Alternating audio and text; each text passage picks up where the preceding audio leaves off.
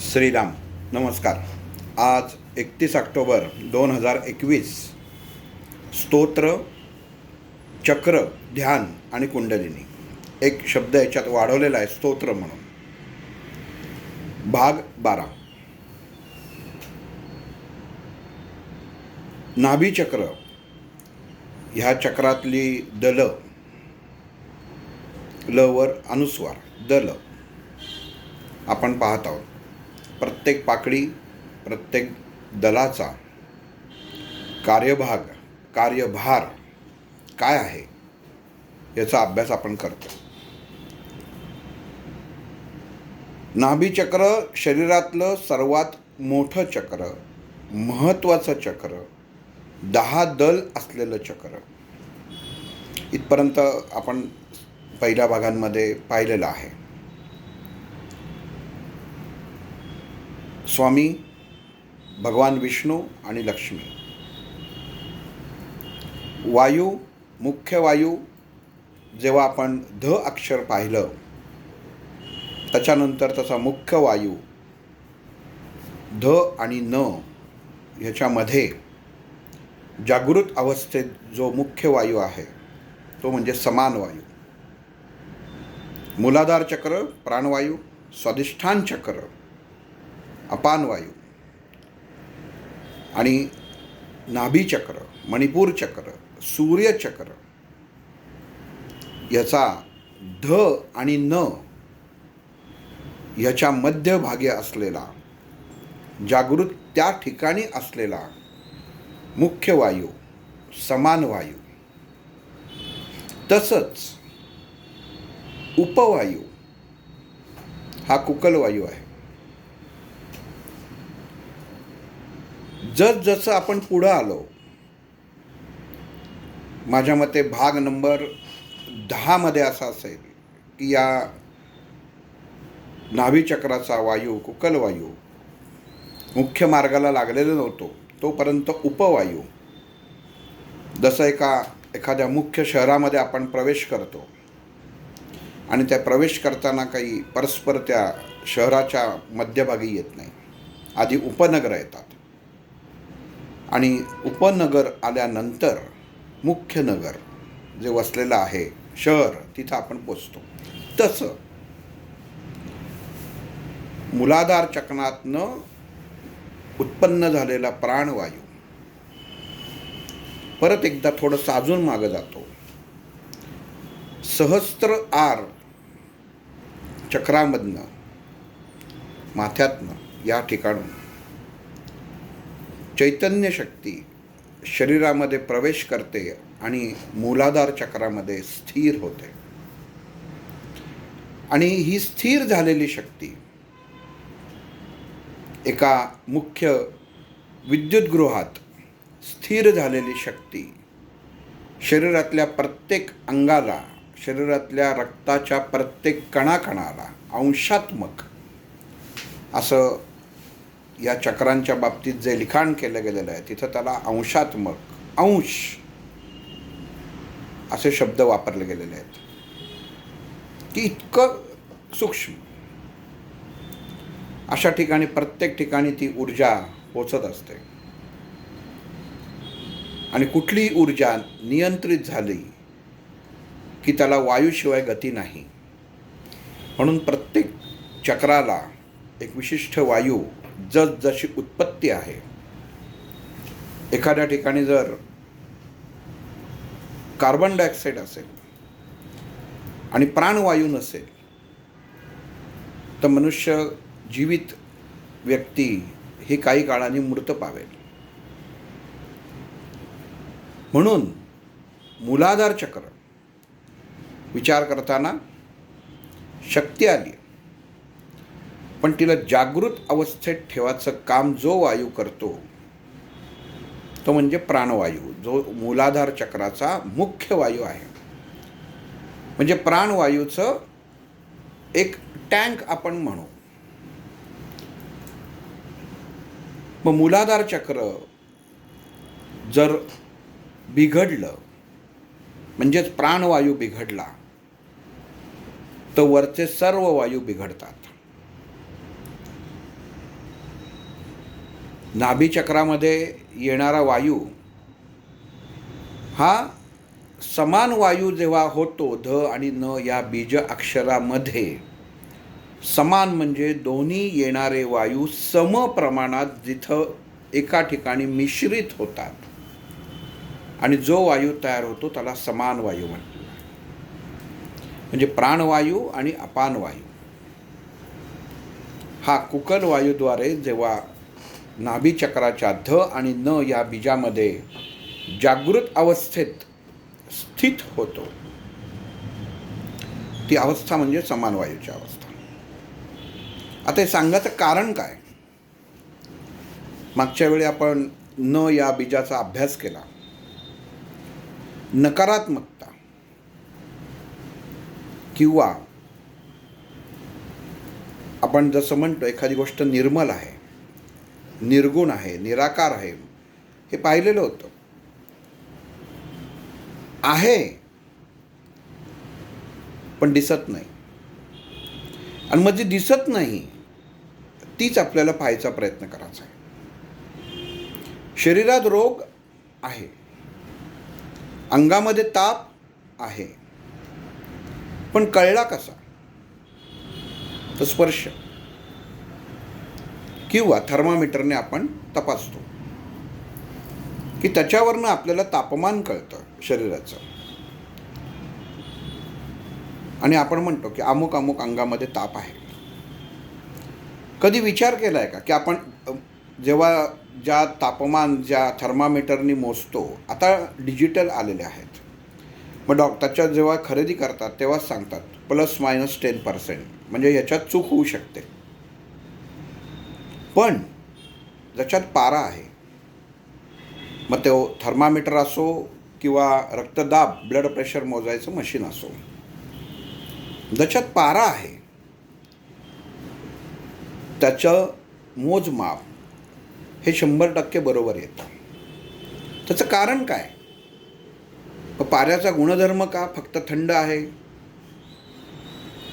घेतलं तर विष आहे, शरीरात गेला तर पारा शरीराचं नुकसान करतो, आणि ठराविक प्रमाणात तज्ज्ञांच्या देखरेखीखाली घेतला तर तोच पारा मनुष्याचा जीवही वाचवतो. म्हणजेच काय? न बीज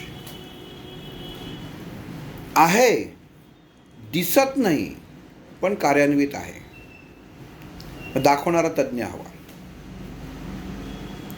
शरीरामध्ये रोग आहे, कॅन्सर आहे, खोकला आहे पण खोकल्यावर कळतं खोकला आहे, कफ आहे पडल्यावर कळतं कफ आहे. मग शरीरामध्ये तयार कसं होतं?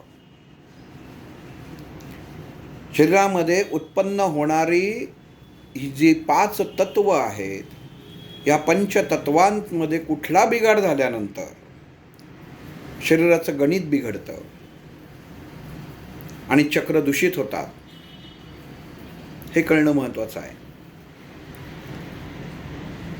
मग नसलेली गोष्ट आहे आपण म्हणतो, जसं मागच्या भागामध्ये निर्गुण या शब्द सांगितलं की दत्त हा निर्गुण अवस्थेत आहे. तिन्ही अवस्था आहेत,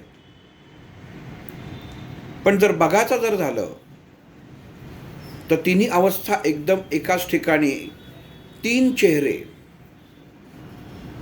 एक डावीकडे बघणारा, एक उजवीकडे बघणारा आणि एक समोर बघणारा. ब्रह्मा, विष्णू आणि महेश. उत्पत्ती, स्थिती, लय, आकार, उकार आणि मकार, ओम. मग ह्या 3 अवस्था जर निर्गुण अवस्थेमध्ये जर आपल्याला पाहायच्या असतील तर ह्या अवस्थांचा अभ्यास होणं गरजेचं आहे. आरतीत लिहिलेलं आहे, दत्त येऊनिया उभा ठाकला. मग दत्त म्हणजे काय? 3 मुखाचा दत्त आला का एकमुखी दत्त आला? दत्त ही अवस्था आहे, निर्गुण ही अवस्था आहे. आणि मग जसं शिल्पकारांनी तयार केलं त्रिगुणात्मक, 3 गुण दाखवण्यासाठी हे 3 चेहरे दाखवलेले आहेत. पण ते 3 गुण त्रिगुण हे एकाच देहात आहेत. 6 पाय आहेत का दत्ताला? तर नाही, 2च पाय आहेत. मग जर 3 मुख असतील तर पाय पण तेवढेच पाहिजेत. मग 3 मुख म्हणजे काय? तर त्रिगुण हे 3 गुण आहेत. मग हा गुणांचा अभ्यास आपल्याला करायचा आहे, या चक्रांमार्फतच करायचा आहे. द ध न ह्या 3 बीजांवरती हे दत्तात्रय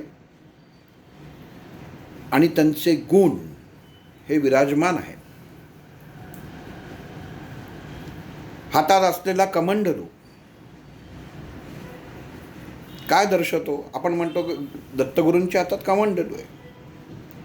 दर्शवतो काय? पाणी पिणं, पाणी प्यायचं, पाणी इकडून तिकडून न्यायचं भांडं. मग कमंडलू म्हणजे काय? त्याचा आकार डोळ्यासमोर आला. मग दत्तगुरूंनी तो कसा धरलाय हेही डोळ्यासमोर आला. त्याची कडी धरताना किती बोटं वापरली आहेत आणि कुठली वापरली आहेत हेही लक्षात घ्या. ह्याचं कारण असं, निरीक्षण खूप महत्त्वाचं आहे. निरीक्षण नसेल तर काही नाही. नाभीचक्राचा अभ्यास करताना किंवा नाभीचक्र जागृत करताना एकाग्रता म्हणजे काय? निरीक्षण. 3 तासाचा सिनेमा बघायला जाताना आपण पूर्ण घरचे सगळी संकट, टेन्शन सगळी बाजूला ठेवून जातो आणि ते 3 तास एकाग्रतेने त्या सिनेमामध्ये गुंतलेलो असतो. बाहेर आलो की संपलं. हीच एकाग्रता साधनेमध्ये, बीजांमध्ये आपल्याला साध्य करायची आहे आणि तशीच साध्य होते. नुसतं चक्रांची देवता अमुक विष्णू आहे म्हणजे काय, तर तसा उपयोग नाही. स्थितीचा अंमल आहे. जसं मुख्य चक्र आहे तसं प्रत्येक बीजांच्या स्थितीचा अंमल आहे. नकारात्मक गोष्टींना सकारात्मक दाखवणं हे त्या विष्णूचं काम आहे. नारायण शब्दाचा उच्चार करताना नारायण का करायचा?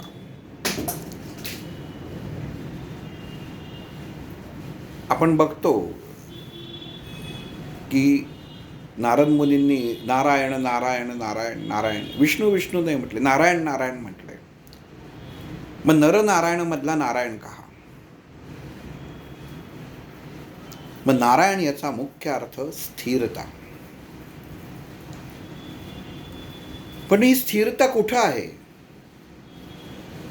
तर ही स्थिरता जलतत्वावरच्या पृथ्वी तत्वावर आहे. आपल्याला सर्वांना माहिती आहे की भगवंत शेषावर पौडलेले आहेत. जमिनीवर आहे का तो शेष?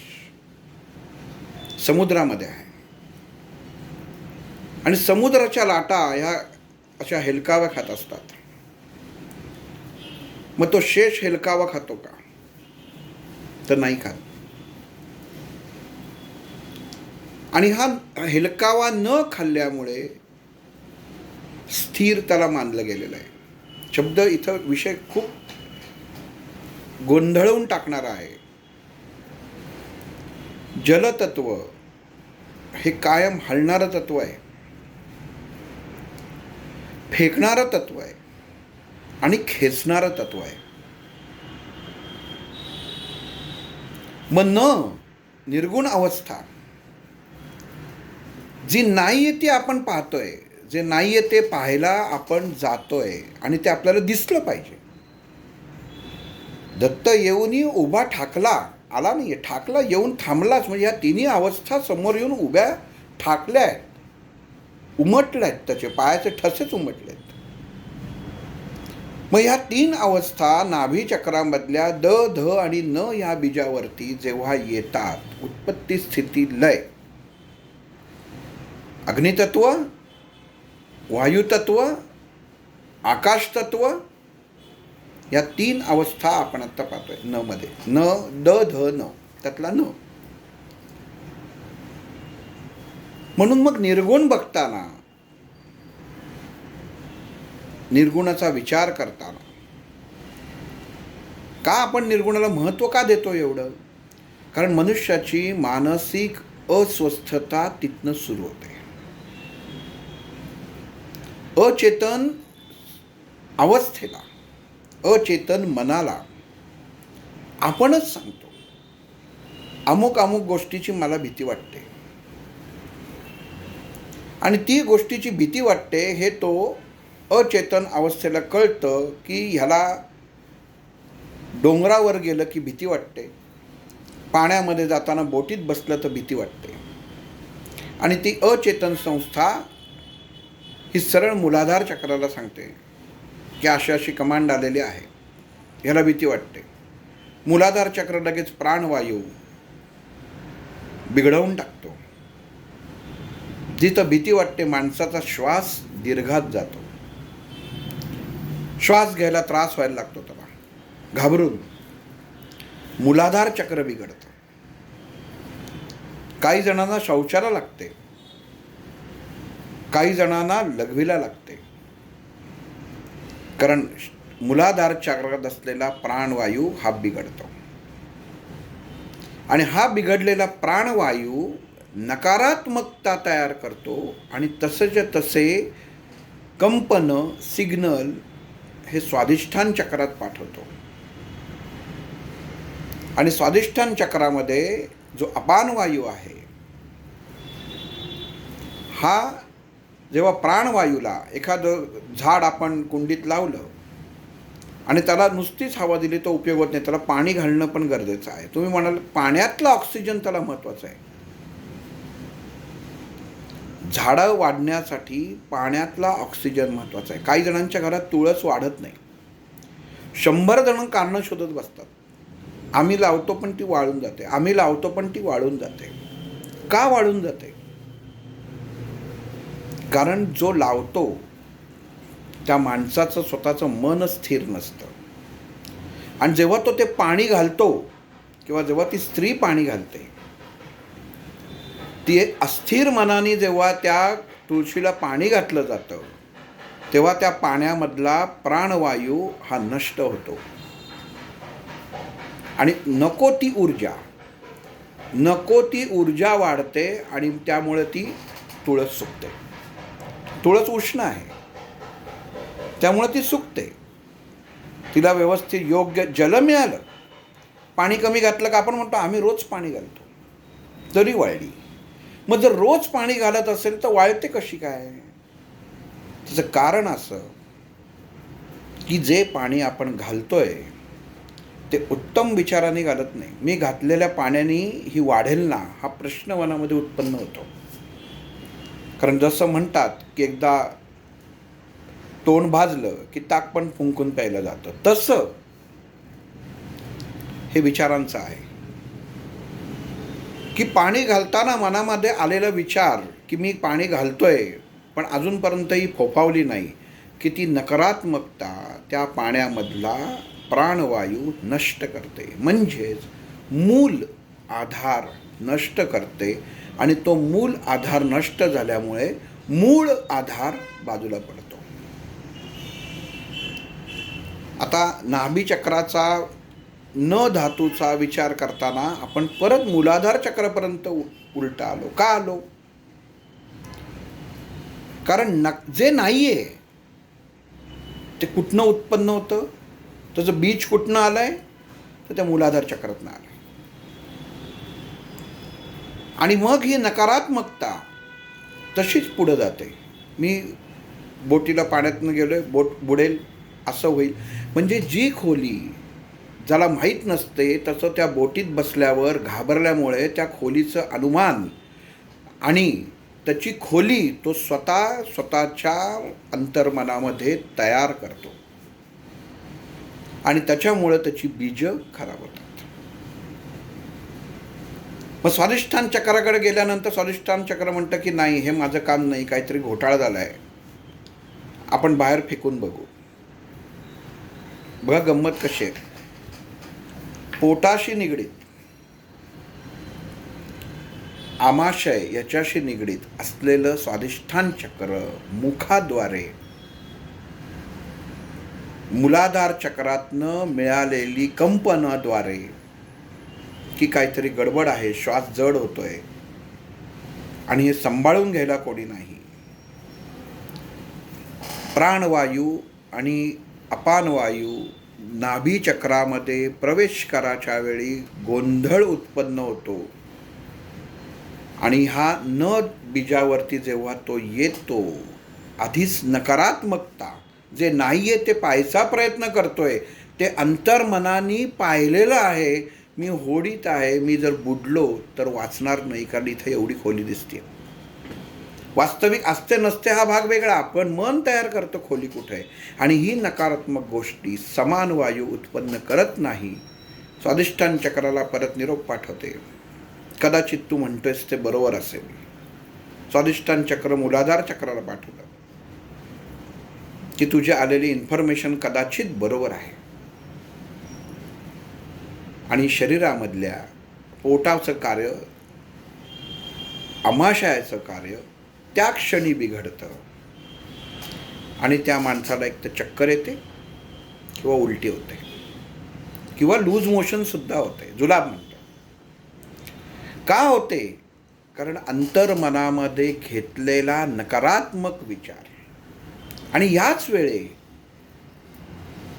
एक उदाहरण मला आता याच्यावरनं आठवलं. एका बोटीमधनं बरेच प्रवासी प्रवास करत असतात. सगळ्यांनी 100-100 रुपये देऊन तिकीट काढलेलं असतं. प्रत्येक जण आपापली जागा धरून बसतो आणि त्यातला एक जण काय करतो, हातात ड्रिल असतं त्याच्या, इलेक्ट्रिक ड्रिल हातामध्ये, इलेक्ट्रिकचं काम करणारा व्यक्ती, तो आपला ड्रिल मांडीवर घेऊन बसलेला असतो. बोट थोडी पुढं जाते, मध्यावर येते आणि त्या माणसाच्या मनामध्ये गंमत करायची हुक्की येते. तो ते ड्रिल मशीन हातात घेतो आणि बाजूला सरकतो आणि आपल्या जिथं बसलेलो आहे त्या बाकावरती असं भोक पाडायची नुसती ॲक्शन करतो, कृती करतो. इथं कृती केल्या केल्या इतर माणसं लगेच त्याला ओरडतात, अहो तुम्हाला काही कळतंय का, भोग पडलं तर पाणी आत येईल, सगळे मरू. बघा बरं का, माणूस एका सेकंदात आपलं स्वतःचं वैचारिकता, विचारधारा, हुशार शिकलेली माणसं, नुसतं हातामध्ये मशीन घेतलंय, त्यांनी असं गुण केली आणि त्याच्यामध्ये मशीन दाबाचं असं ॲक्शन केली फक्त, आणि इकडं लोकांची घबराट. आणि तो म्हणतो तुम्हाला काय करायचं आहे, मी पण 100 रुपये भरलेत, या सीटाचं मी काही करीन. लगेच दुसरा जो माणूस बोलत असतो की तुम्ही काय करताय, तो दुसरा लगेच त्याची बाजू घेतो, अहो पैसे आम्ही पण देतो, पण तुम्हाला अक्कल आहे का, भोग पडलं तर बोट बुडणार नाही का. पण जो नावाडी असतो, जो बोट वलवत असतो, तो शांत हसत गंमत बघत असतो. त्याला कळत असतं ह्याच्याकडे हातात ड्रिल आहे, पण ह्याला जर सप्लायच नाही आहे, ह्याला लाईटला कनेक्शनच नाही आहे, ते चालूच नाही आहे, तर ह्याला भोग पडेलच कसं. हे त्या नावाड्याला कळत असतं, पण कसं, वैचारिकतेने नाही. इथं गंमत कशी आहे बघा, वैचारिकतेने कळतं का, तर वैचारिकतेने कळत नाही. तर नावाड्याला माहिती असलं जरी बोट बुडली तरी मला पोहता येतं. मूलाधार चक्र शांतताच असतं, काळजी करू नकोस, तू नावाडी आहेस, जरी बोट बुडली तरी तू काय मारणार नाहीस, तुला पोहता येतं. हे विचार कुठनं कसे जातात, त्याचा प्रवास कसा असतो या चक्रांचा. आणि मग इतर मग तो ज्याच्या का हातात असतो तो म्हणतात अहो याला सप्लाय आहे का. आणि मग जे बोलत असतात त्यांना करता, अरे खरंच की यांनी तर नुसतीच ॲक्शन केली. म्हणजेच काय, न बीज समोर आहे, पण पुढची होणारी कृती स्वतःच्या अंतर्मनात अंतरपटलावरती स्वतः उत्पन्न करायची आणि त्याचा परिणाम काय आहे ह्याचा विचार करत स्वतःच्या मनाची अस्वस्थता वाढवायची, ही अवस्था न बीजामध्ये येते. जी परिस्थिती नाही आहे त्याचा विचार करून ती माझ्या बाबतीत अशी घडू शकते आणि ती झाल्यानंतर मी असं करतो, असं माणूस तिथपर्यंत करतो. रस्त्याने जाणारा माणूस एखादा नुसता कारमधनं जरी त्याची घ्यायची ऐपत नसेल, कारमधनं एखादी मोठी चांगली गाडी गेली तरी म्हणतो वा वा वा काय कार आहे, सुंदर, मी घेतली तर असं अशी चालवीन, असं असायचं. म्हणजे तो क्षणात त्या कारमध्ये जाऊन बसतो. वास्तवात नसतंय, पण अंतर्मन सांगतं हे आहे आणि चल जाऊन बस.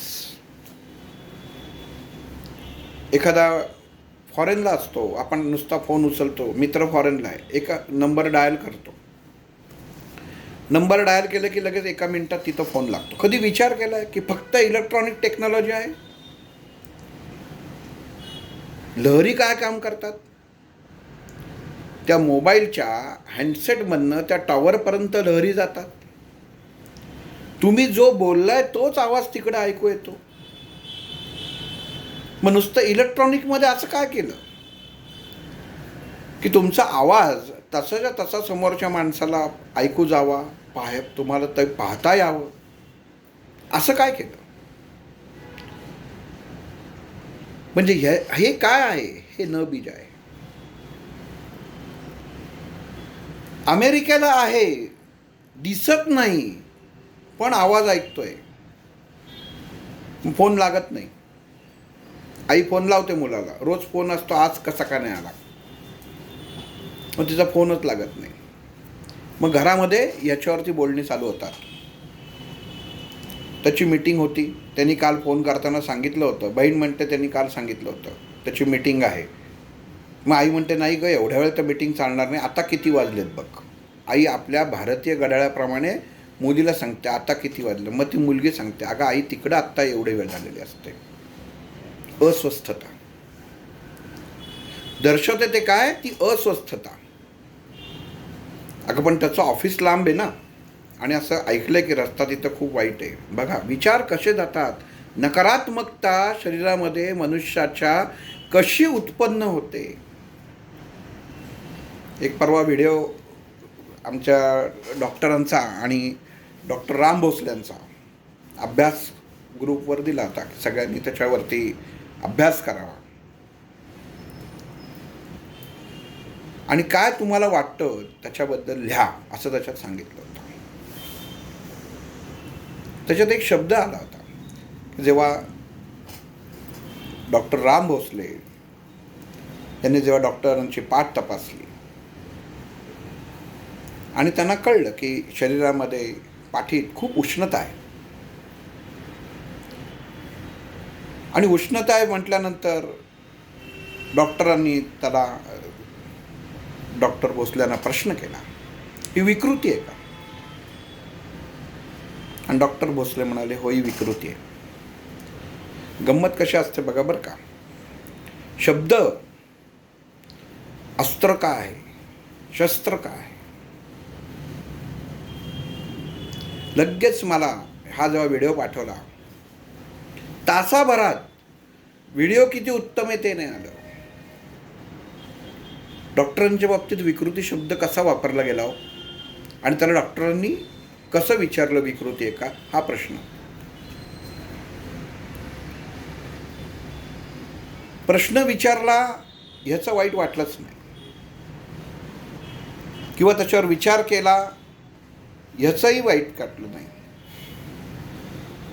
पण डॉक्टरांच्या बाबतीत विकृती शब्द वापरला गेला आणि तो चुकीच्या पद्धतीने वापरला गेला. मग त्या ताईंना मी समजावून सांगितलं विकृती या शब्दाचा अर्थ आहे विरुद्ध कृती. आणि जो मनुष्य, कारण कसं असतं एखादा शब्द ऐकल्यानंतर जो मनुष्य त्याच्यावर प्रश्न विचारतो किंवा विचार करतो, की एखादा म्हणतो मुलीकडे बघताना हा काहीतरी विकृत नजरेने पाहतो, आणि हेच त्या ताईंचं प्रश्नाचं उत्तर होतं. विकृत शब्द वेगळा आणि विकृती हा शब्द वेगळा. विकृत असणं एखादी व्यक्ती एखाद्या स्त्रीबद्दल किंवा एखाद्या गोष्टीबद्दल विकृत असते, ही गोष्ट वेगळी आहे. आणि विकृती या शब्दाचा अर्थ आहे विरुद्ध कृती. जी ताकद, जी ऊर्जा विरुद्ध काम करते. आणि हे जेव्हा डॉक्टरांनी त्यांना विचारलं ही विकृती आहे का, तर ते म्हणाले होय विकृती आहे. कारण काय, त्याचं उत्तर त्यांनी पुढे दिलं. डॉक्टरांनी विचारलं, त्याचंच आतच डॉक्टर राम भोसलेने उत्तर दिलं. स्वतःच्या मनाकडं स्वतःकडे लक्षच दिलं नाहीत. जी ऊर्जा स्वतःमध्ये उत्पन्न झाली ती स्वतः डॉक्टरांनी स्वतःसाठी कधीही वापरली नाही, असा त्याचा अर्थ होतो. आणि त्याला विकृती म्हटलेलं आहे. विरुद्ध कृती आहे पण स्वतःसाठी वापरलं नाही, समाजासाठी वापरलं. स्वभाव बदला असं नंतर त्याच्यामध्ये दिलं आहे. स्वतःसाठी वापरायला पाहिजे. स्वभाव बदला म्हणजे काय, स्वतःसाठी पाहिजे. स्वभाव म्हणजे मग इथंच नंतर त्याच्यात प्रश्न विचारला जेव्हा घ्यायचं की स्वतः कुठे आहे. हे उदाहरण इथं सांगायचं कारण काय, की जे घडतंय ते आहे त्याच्या पाठीमागं बघा. अदृश्य आहे ते बघायचा आपल्याला प्रयत्न करायचा आहे. जे दृश्य दिसतंय ते नाहीये. ती विकृती शब्द होता, तो विकृत शब्द नाहीये. आपण बरोबर का लक्ष द्यायचं, का एकाग्रता हवी, त्याचं कारण हे आहे. शब्द महत्त्वाचा का असतो ह्या लोकांचा, ह्या माणसांचा. कारण ते असे 10 मोठी लेक्चर झाडत बसत नाहीत. एका शब्दामध्ये सगळं रामायण सांगतात. एवढ्या 100 जणांचे संदर्भ देत बसणं हे त्यांचं काम नाही. ज्याला कळलं त्याला कळलं, आणि ज्याला नाही कळलं त्याने अभ्यास करणंच महत्त्वाचं आहे. आणि मग त्यांनी सांगितलं स्वतः कुठं आहे शरीरामध्ये. एवढ्या घोळक्यामध्ये त्यांनी डॉक्टरांनी प्रश्न विचारला स्वतः कुठे आहे. म्हणजे स्व आणि इति म्हणजे स्वतःमध्ये स्व असणं. लक्षात घ्या बरं का, नीट लक्षात घ्या. शब्द त्यांनी वापरला स्वतः कुठे आहे. याच्यात स्व कुठे आहे हा प्रश्न विचारलाय. तू म्हणतोय तुझ्याकडे पैसे आहेत, कुठे आहेत, तसा तो स्व आहे. स्व कुठे आहे. जे आहे ते दुसऱ्यांना देण्यासाठी आहे.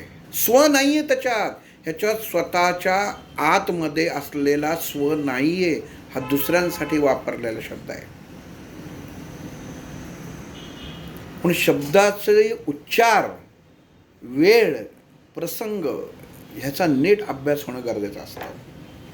कुठल्या वेळी शब्द उच्चारला गेलेला. सगळ्यांना त्याच्यामध्ये वाटलं, ह्यांनी सांगितलं शरीरातला स्वतः कुठे आहे शोधा. मग शोधायचं आहे काय, तर स्वतःतला स्व शोधाचा आहे. म्हणजेच काय शोधाचं आहे, की तुम्हाला तुमच्यामधला स्व म्हणजे काय शोधाचं आहे, की काय दुसऱ्याला आपण देऊ शकतो ते शोधाचं आहे. मनुष्य फक्त स्व शोधत बसतो, स्वतः बघत नाही. विसर्ग आहे तच्या पुढं. शब्द उच्चारताना नीट लक्षात घेतलं पाहिजे कुठल्या कृतीला प्रश्न विचारला गेला. ज्यांनी बघितला नसेल तो व्हिडिओ परत बघावा. हे सांगायचं कारण काय, न बीजाच्या वेळी हे सांगायचं कारण असं, आपण ज्याचा अभ्यास करतोय, जी गोष्ट समोर दिसतीये ती तशी ती नाहीच आहे, पण तरी ती पाहतोय ती विरुद्ध दिसतीये. एखादी गोष्ट आपण पाहतोय ती दिसतीये पण ती गोष्ट तशी नाही, त्याच्या विरुद्ध आहे. आणि हेच मोठ्या लोकांचं वैशिष्ट्य असतं. न बीज. ज्ञानेश्वरांनी मांडे भाजले मुक्ताबाईंनी, पण जी ज्या बीजांचा आधार घेऊन मागले, ज्या बीजांच्या आधाराने हे भाजले गेले, ती विकृती होती, विरुद्ध कृती होती ती. मग माऊलींमध्ये विकृती शब्द येईल का? म्हणून कायम लक्षात ठेवा, शब्द जो जिथं वापरला जातो त्याचा कुठल्याही प्रकारे स्वतःच्या विचारांनी उच्चारताना, प्रश्न विचारताना शब्द काय त्याच्यावर लक्ष केंद्रित करणं गरजेचं आहे. विकृती म्हणजे विरुद्ध कृती, आणि विकृत म्हणजे विशिष्ट कृत्य ही करण्याची सवय असते. वि म्हणजे विरुद्ध आणि कृत्य म्हणजे जो विरुद्ध कृत्य करतो त्याला विकृत म्हणतात. आणि जी कृती विरुद्ध होते म्हणजे तत्वाच्या विरुद्ध, तत्वामध्ये हा शब्द वापरला जातो, त्याला विकृती म्हणतात. एखादा मनुष्याचा स्वभाव नालायक आहे, कायम डोकं फिरलेलं असतं, तर त्याला विकृत म्हणतात, विकृती नाही म्हणत. हे लक्षात घेणं खूप गरजेचं आहे, कारण हे न बीजाशी जुळलेलं आहे. म्हणून हा आत्ता आधार दिला आहे, पण अदृश्य आहे, आणि ते नाही आहे ना तेच पाहायचा प्रयत्न करायचा. काय दिसतंय चित्रात, काय दिसतंय व्हिडिओतल्या प्रसंगाचा, जे नाही आहे ते दिसायचा प्रयत्न करायचा आहे. डॉक्टर भोसल्यांनी सांगितलं की आज पाहून म्हणजे तुम्हाला पाहून तुमच्या दर्शनाने, पण डोळे पाहिजेत का दर्शनाला? बघायचं आहे कशाने? डोळ्यांनी, अंतर्मनाने का स्पर्शाने? मग स्पर्शाला एवढं महत्त्व का? कारण स्पर्श हाच सर्वस्व सांगून जातो. मनुष्य मुखाने बोलतो, पण स्पर्श हा सांगून जातो. कारण जे डोळे पाहू शकत नाहीत ते स्पर्श पाहू शकतात. इंद्रियांमध्ये का समाविष्ट केलेलं आहे त्वचाचं? कारण तिथनं ज्ञान आहे, ज्ञान कळतं. मग एका अंध डोळ्याच्या व्यक्तीला दर्शन कसं होईल? स्पर्शातनं. बाकी लागतच नाही काही. सोपी गोष्ट आहे. गरम तवा असेल, तुम्ही हात लावलं तर तुम्हाला थंड थोडाच लागणार आहे, गरम लागणार आहे. स्पर्श ते इमिजिएट ज्ञान झालं. पण डोळ्यांनी पाहिलात तो तवा तर तुम्हाला कळणार नाही आहे तो गार आहे का गरम आहे. तफावत समजून घ्या. गरम तवा जर समोर ठेवला तर तुम्हाला त्याचं तो गरम आहे का गार आहे जर बघायचं ज्ञान हवं असेल, हो मला माहिती आहे, मी हुशार आहे, डोळ्यानं दिसतोय की समोर तवा ठेवला आहे, पण गार आहे का गरम आहे नाही माहिती. ज्ञान कसं होणार? स्पर्शाने. जसा स्पर्श झाला, अर गरम आहे, मग पाहिलं कोणी? म्हणजे डोळ्याने पाहून सुद्धा अंध, पण जसा स्पर्श झाला तेव्हा अंतर्मनाने सांगितलं हा गरम आहे. म्हणजे पाहिलं कोणी? अंतर्मनाने. मग ही भेट झाली ती अंतर्मनाचा योग होता. दृष्टी ही फक्त बघण्यासाठी आहे, पण ज्ञानासाठी स्पर्श महत्वाचा आहे. तसं न बीजामध्ये जे नाही आहे ते पाहायचा प्रयत्न करायचा आहे. म्हणजे नाही आपण म्हणतो मग जे नाही आहे ते पाहायचं कशाला? कारण तुम्ही त्याच्यावर विचार करत बसताय. मग ध्यान कशाचं लावता? मन शांत का करता? अशांत आहे म्हणूनच शांत करता ना. ते जर शांतच असेल तर मग तुम्हाला ध्यानाची गरज काय? समाधीची गरज काय? चक्रांवरती अभ्यास करायची गरज काय? पण जे नाही आहे हे कळतंय. हा निसर्गाचा नियम आहे. निसर्गी चांगल्याबरोबर वाईट हे येणारच. शेतकरी धान्य पेरतो तेव्हा बाजूला गवत काय कोणी पेरत नाही, ते आपोआप उगवतं. हा निसर्गाचा नियम आहे. पण जे उत्तम उगवतं ते सांभाळायचं काम तुमचं आहे. म्हणजे मनामध्ये, अंतर्मनामध्ये उत्पन्न होणारे जे विचार आहेत, अचेतन अवस्थेमध्ये उत्पन्न होणारे जे विचार आहेत, हे जेव्हा या नाभी चक्रातल्या न बीजापर्यंत येतात तेव्हा त्याचं तिथं पृथक्करण केलं जातं. सगळं तिथं नायनट केलं जात नाही, त्याचं पृथक्करण होतं. आणि मग पृथक्करण केल्यानंतर काही जण आता द, ध, न आणि प, म्हणजे ध कडे तरी जाईल किंवा प कडे तरी जाईल. द दल पहिलं आहे, त्याच्यानंतर ध आहे, मग न आहे, मग प आहे आणि प नंतर प आहे पणसातला. मग परस्पर जाणार आहे का तर नाही जाणार. म्हणजे कोणाकडे जाणार, एक प कडे तरी जाईल किंवा ध कडे तरी जाईल. मग त्याचं पृथक्करण करून ते विचार दोन्हीकडं हे न बीज पाठवतात. आणि मग ही जेव्हा विचार दोन्हीकडं पाठवले जातात तेव्हा ती बीज त्याच्यावर काम करून समान वायू कुठं सांगितलं पहिल्यापासनं ध आणि न च्या मध्ये येतो. मग तो ध बीज हे पाहतं की काय योग्य आहे का अयोग्य आहे. आणि मग जे योग्य असेल ते पुढं पाठवलं जातं. ते न ला सांगतं योग्य आहे, प कडं पाठव. बघा उत्पत्ती कशी होते. न कडं आलं, ध कडं पाठवलं, ध नी सांगितलं everything is perfect, go ahead, सगळं व्यवस्थित आहे, पुढं जा. न नी लगेच ते उचललं, प कडं दिलं, प बीजाकडं दिलं. आणि मग प बीज कुठलं, जलतत्वाचं बीज. पण जलतत्वावरती पृथ्वी तत्व असलेलं बीज आहे. गंमत बघा. मग आता पहिली जसं आपण ह्या भागाला सुरुवात केली, परत तिथं येतो. विष्णूचं स्थान कुठं, शेषावर. मग शेष कुठं आहे, पाण्यावर. मग पाणी कसं आहे, हलतंय. पण शेष कसा आहे, शांत आहे. मग त्याच्यावर पाऊडलेला विष्णू कसा आहे, शांत आहे. मग स्थिती कशी आहे, शांत आहे. म्हणजेच काय आहे, जलतत्व आहे, त्याच्यावरती जो स्थिर आहे तो विष्णू आहे. म्हणजे तत्व पृथ्वी तत्व झालं, स्थिर तत्व. मग प हे स्थिर तत्व आहे. पण मग याची झेप कशी, न कडनं आलेलं आहे. न कडनं काय आलेलं आहे, बरोबर आहे, हे बघ पाठवलेले हा विचार. काय याचा विचार करायचा. मग प म्हणतो हो का, मी विचार करतो. मग प बीज काय करतं, आलेल्या विचाराला सुरुवात तरी करतं आणि केलेली सुरुवात ते शेवटच्या स्थानापर्यंत नेऊन ठेवतो त्या विचाराला. म्हणजे रिझल्ट देतं.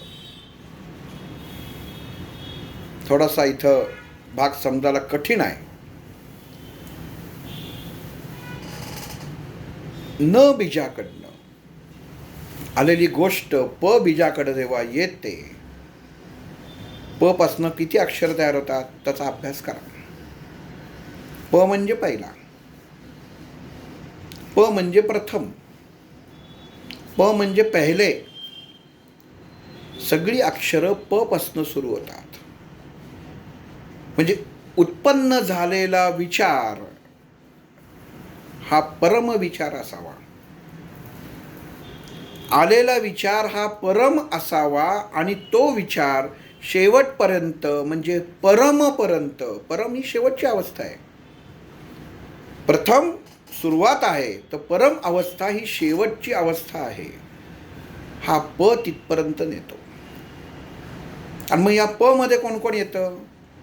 मग ही अवस्था म्हणजेच काय की जीवनामध्ये उत्पन्न झालेली प्रत्येक अवस्था जी सुरुवातही होते आणि तिथंच त्याचा शेवटही होतो. जिथं जिथं ही गोष्ट हे तत्व लागू होतं तो प्रत्येक शब्द प पासनं चालू होतो.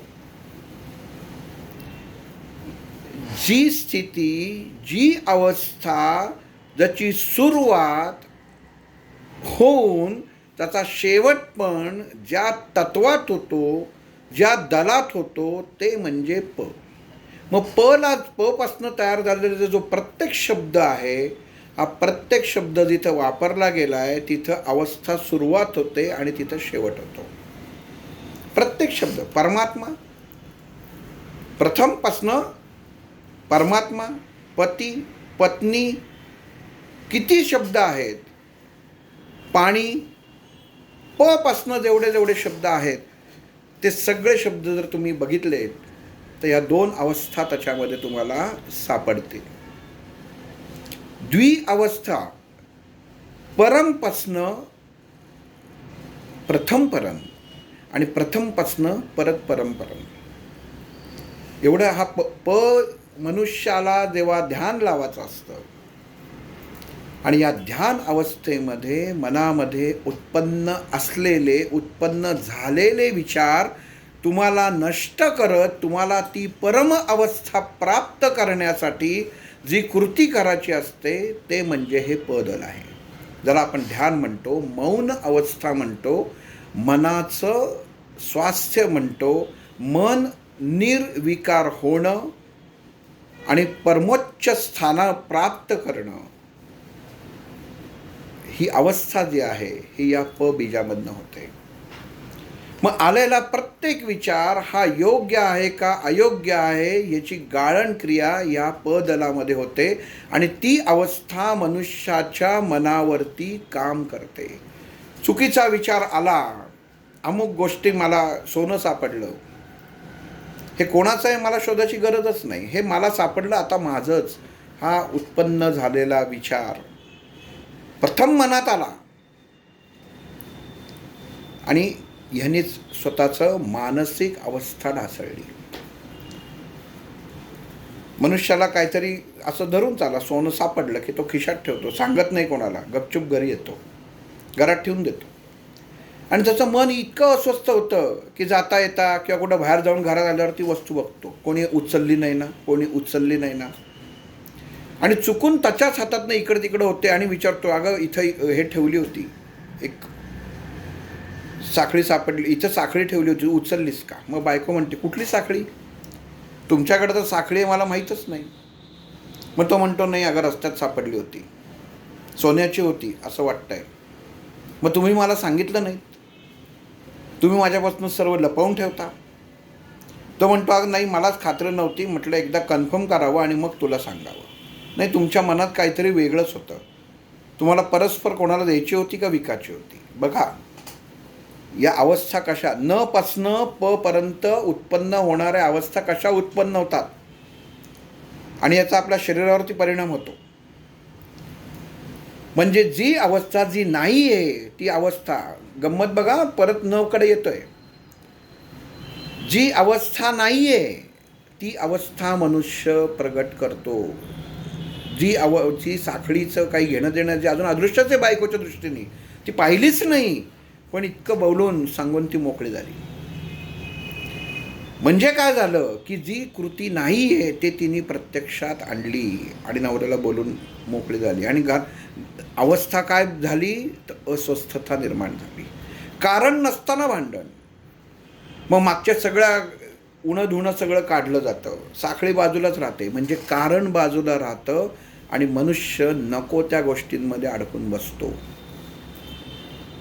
म्हणून सोडायचं काय? मानसिक अवस्था ध्यानधारणेमध्ये मनाची विचार करताना, मनाची अवस्था ओळखताना आपल्याला ती गोष्ट, तो विचार हा आतमध्येच येऊन द्यायचा नाही आहे की ज्यांनी आपला न बिघडणारे आणि न जर बिघडला तर तो न म्हणणार आहे की बाबा रे मला काही कळत नाही, मी ह्याच्याकडेही पाठवतो त्याच्याकडेही पाठवतो. आणि मग ते जेव्हा कडं जातं मग तो त्याची प्रथम अवस्थेपासून परमोच्च अवस्थेपर्यंत स्थिती उत्पन्न करतो आणि ह्या स्थितीच्या मध्येच मनुष्याचं मन असतं. प्रथम अवस्था, ध्यान शिकायला गेलो, पहिल्यांदा मांडी घालून बसा, प्रथम अवस्था. 1 वर्ष झालं, 2 वर्ष झालं, सगळं शिकलं, परमोच्च अवस्था आहे ना, त्याच दलात आहात तुम्ही. बदललं काय? मन बदललं, मनातले विचार बदलले आणि मनातले विचार बदलल्यानंतर तुमचा स्थिर होतो, म्हणजे ते दल स्थिर होतं. आधी त्याचं स्थान कुठलं, शारीरिक स्थान कुठलं झालं. आता एवढं अर्थ कळला की प्रथमपासनं परमोच्चपर्यंत जी अवस्था असते त्याच्यामध्ये मनुष्याचं मन असतं आणि मन मनुष्याचा विचार मनामध्ये जी गोष्ट असते तेव्हा तो मनुष्य भरकटू शकतो. कारण हे तत्व, आपण तत्वाचा अभ्यास करताना तत्वामधनं काय घ्यायचं आहे, का त्या विष्णूला जपाचं आहे, विष्णूची सहस्त्र नावं जी आहेत ही का आहे, प्रत्येक नामाचा अभ्यास आपण का करतो, कशासाठी करायला पाहिजे, कारण ती अवस्था आहे. नुसता मला हे माझे आज्ञाधारक, माझे शिस्तप्रिय वडील आहेत नुसतं म्हणून नाही, ते कुठं आहेत. बापच जर दारू पिणारा असेल तर पोराला तो संस्कार काय देणार. म्हणजे त्याचंच बापाचंच तत्व जर बिघडलेलं असेल तर तो मुलावरती संस्कार काय करणार. म्हणून स्थिर तत्व हवं. कसं हवं स्थिर तत्व, तर जलावरचं स्थिर तत्व हवं. मनुष्याच्या शरीरात 70% पाणी आहे, मग 70% पाण्यामध्ये मनुष्याचं मन स्थिर करायचं आहे. मग जलावरती स्थिर होणारा तो शेषनाग जो पहुडलेला आहे, म्हणजे त्याचं काम किती बघा, गंमत बघा, किती महत्त्वाचं काम आहे. आपल्या स्वामीला इकडं तिकडं हलवून द्यायचं नाही काम कोण करतो, तो शेष करतो. विष्णू हलतो का नाही, विष्णू पौडलाय. आपण घरी गादीवर झोपतो, शांत झोपतो, मुलगा येतो, कोणतरी येतं, पटकन गादी ओढतो, हलतं कोण, तुम्ही हलता. म्हणजे गादी नीट हवी. मग आई सांगते गादीवर पाय देऊ नको, जाग येईल. गादीवर पाय देऊ नको, जाग येईल. म्हणजेच काय झालं की शेष तत्व हे हलता कामा नये. मग शेष तत्व कुठं आहे, तर जलतत्व, जलतत्वावरती सामावलेलं तत्व आहे. मग पृथ्वी कुठं आहे, पृथ्वी तत्व कुठं आहे, तर त्याच्या फण्यावर आहे.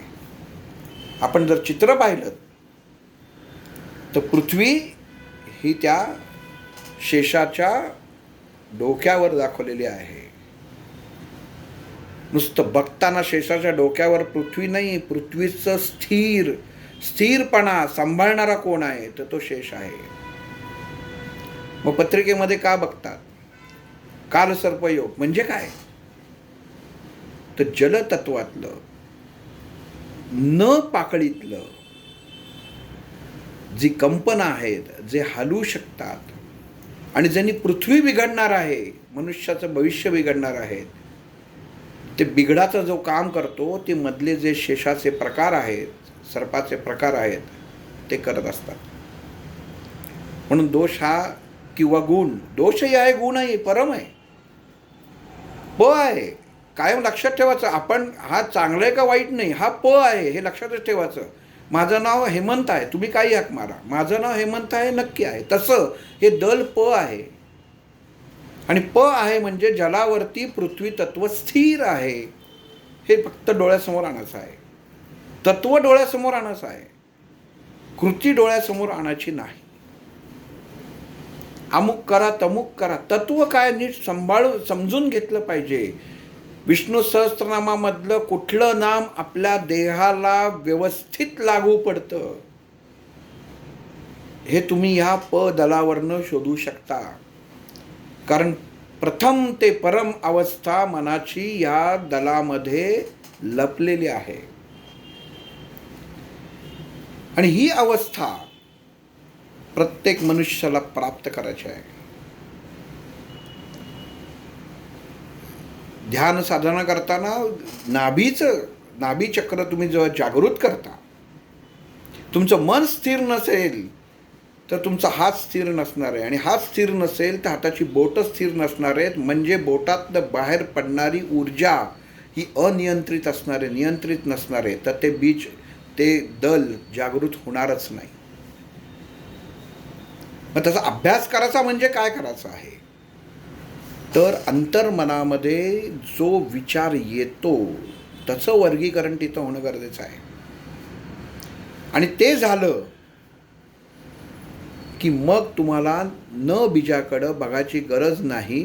तुम्ही न बीजाला जर शांत ठेवलं तर तुम्हाला बीज ही मनाची ध्यानाची अवस्था प्राप्त करून देणारच आहे. सर्वोच्च अवस्था, सर्वोच्च बीज, एक एक बीज हे याच्यामधलं महत्त्वाचं आहे.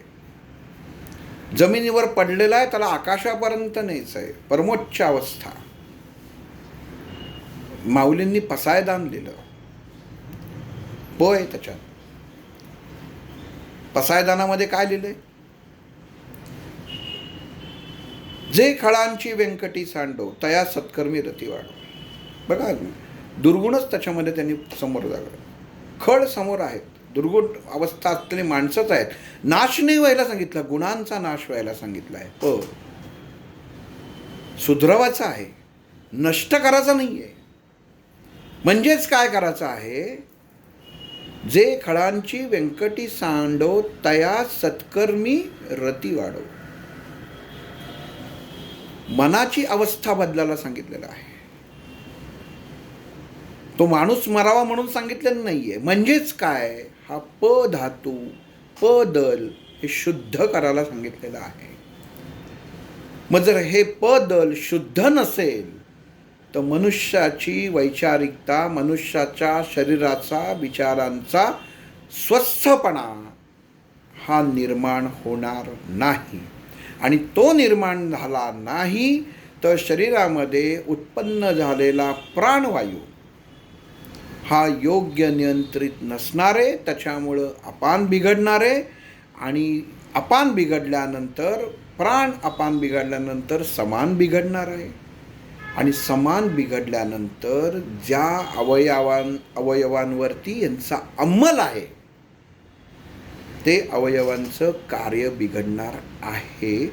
आणि प धातूच्या अंतर्गत, प धातूच्या हद्दीत, प धातूच्या अंमलाखाली शरीरातले येणारे अवयव म्हणजे फुफ्फुस.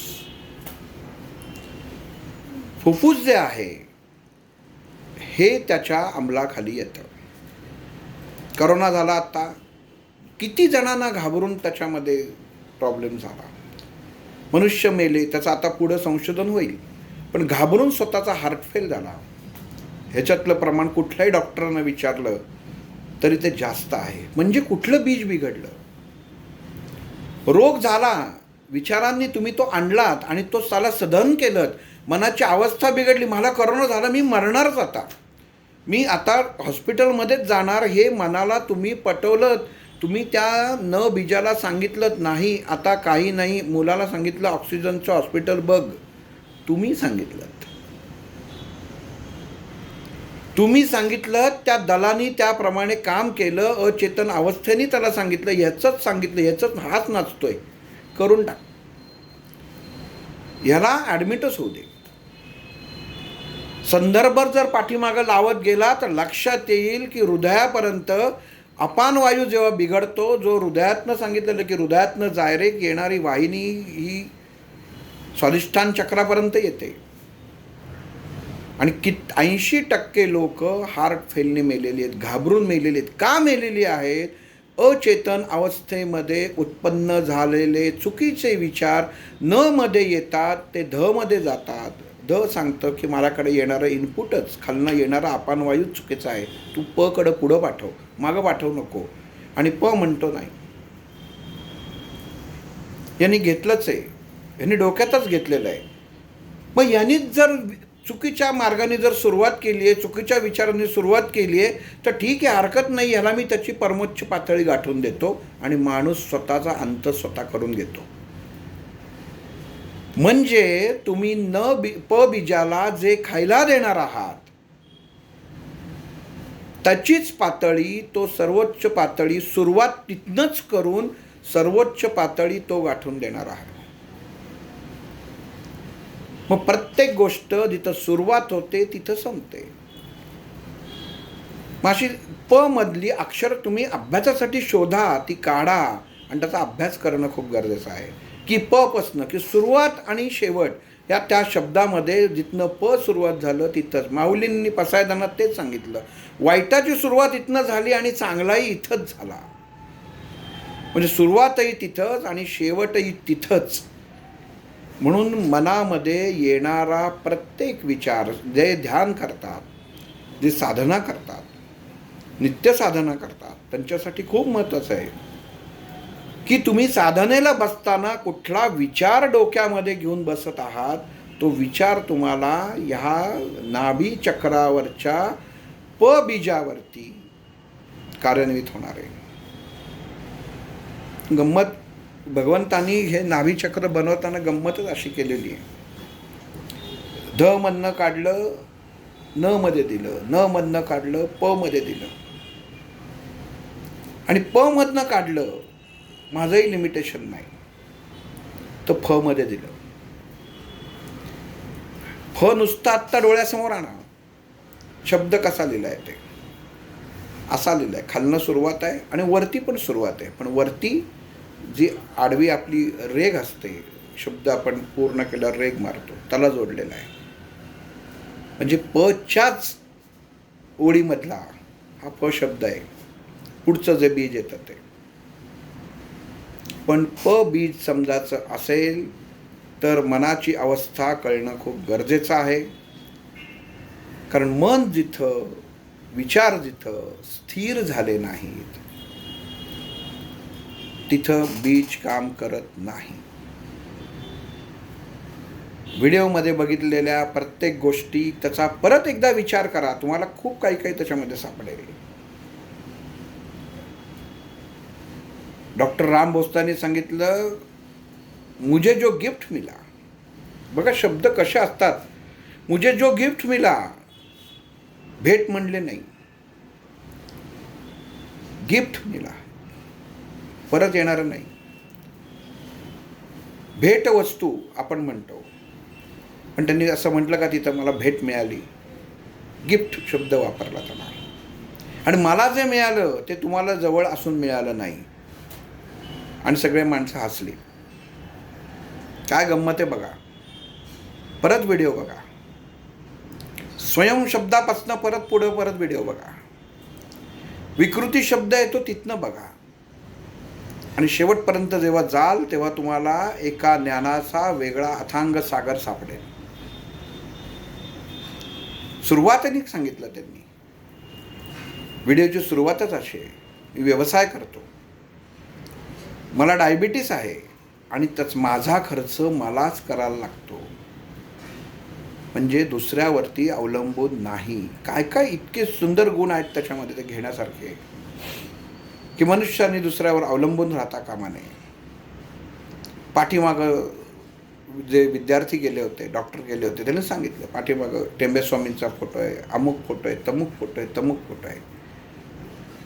पण त्यांच्या नावावर डॉक्टरांनी भोसलेंनी धंदा केला नाही, स्वकमाईनी केला. आणि कसा केला की जेवढं गरज होती तेवढंच त्याच्यामध्ये, इतरांना ज्यांच्याकडे नसेल त्यांना फ्री. पण मग घ्यायचं काय आहे आणि आपण विचार काय करायचा आहे. डॉक्टरांनी तिथं नाव सांगितलं आपलं, अशोक श्रीपाद भट. कायम लक्षात ठेवलं पाहिजे की आपण हे चूक करतो की अर्धवट नाव सांगतो. जो आपल्या कर्माचा स्वामी आहे त्याचं नाव सांगत नाही. आणि ते सांगणं गरजेचं आहे. त्या देहाला एक चैतन्य प्राप्त होतं, स्वतःला एक चैतन्य प्राप्त होतं, कारण तो तुमच्या कर्माचा स्वामी असतो. काही काही जणांचं नवऱ्याशी पटत नाही, नंतर मी का नाव लावायचं, मी का सांगायचं. कर्माचा स्वामी आहे. वाईट घटना जरी असली तरी ते त्या वाईटातनं चांगलं काय आहे हे जो दर्शवतो. कारण जेव्हा घटना वाईट घडते तेव्हा चांगली काय हे कळतंय, नीट लक्षात घ्यायला पाहिजे. कर्माचा स्वामी का म्हटलेलं आहे, मधला अक्षर कर्माचा स्वामी असतो. हे का म्हटलेलं आहे, कर्म आपल्या नशिबात, आपल्या प्रत्येकाच्या नशिबाने आपल्या पदरात भगवंतांनी दान टाकलेलं आहे. आईबाप आपल्या हातात नसतं, पण जे दान आपल्या नशिबात पडलेलं आहे हे आपला कर्माचा स्वामी आहे. तो चांगला असो वाईट असो, कर्माचा स्वामी आहे. हे कायम लक्षात ठेवलं पाहिजे. आणि आपलं ह्याच्यावरनंच आपली ओळख लागते, नावावरनं लागत नाही, कर्मावरनं लागते. नाव काही असो. महेश मांजरेकरांचे सिनेमा जेव्हाच हिट व्हायला लागले तो महेश वामन मांजरेकर जेव्हा नाव लावायला लागला. याचं कारण असं की पूर्ण नाव हे मनुष्यामध्ये देहामध्ये एक विशिष्ट प्रकारची ऊर्जा उत्पन्न करतो. आपल्या शरीरामध्ये जसा भार असतो जो आपल्याला कर्मेंद्रियानुसार आपल्याला माहीत नसतं, अदृश्य अवस्थेत आपल्याबरोबर गोष्टी असतात, त्यांचा अपमान होतो. नाही तर